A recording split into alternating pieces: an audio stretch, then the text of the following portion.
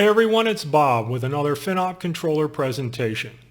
We're going to discuss minimum net capital, the amount a company must maintain in order to stay in business.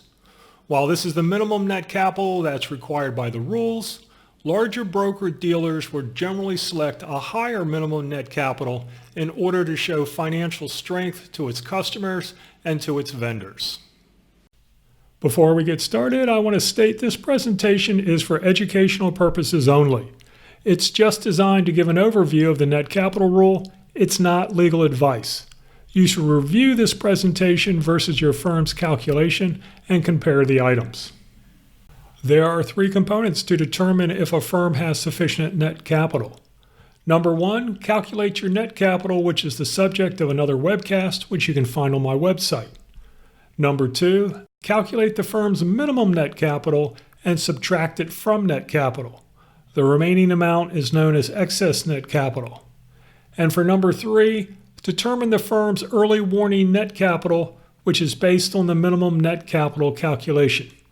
If a firm dips below its early warning net capital, it must notify its regulators.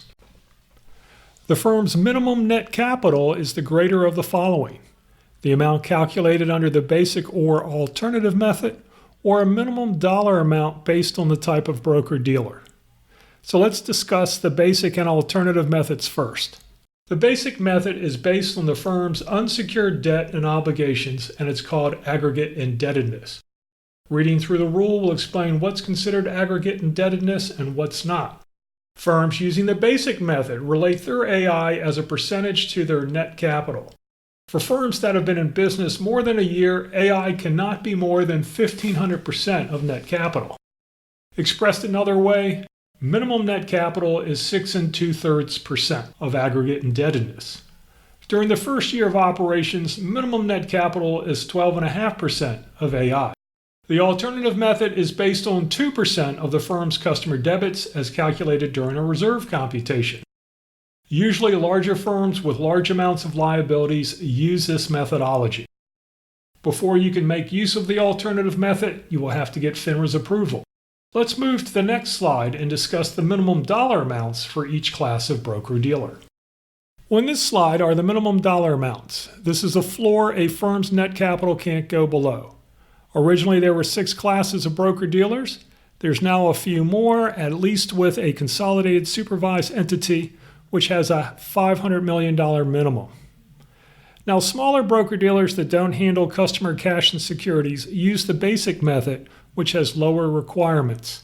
If you're handling customer property, you'll have to use the alternative method and perform a reserve calculation. If the firm relies on a reserve calculation exemption, it can still use the alternative method.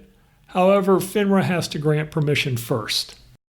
Rule 17a-11 requires notification to the SEC and FINRA when a firm's net capital is lower than the limits you can see on this slide.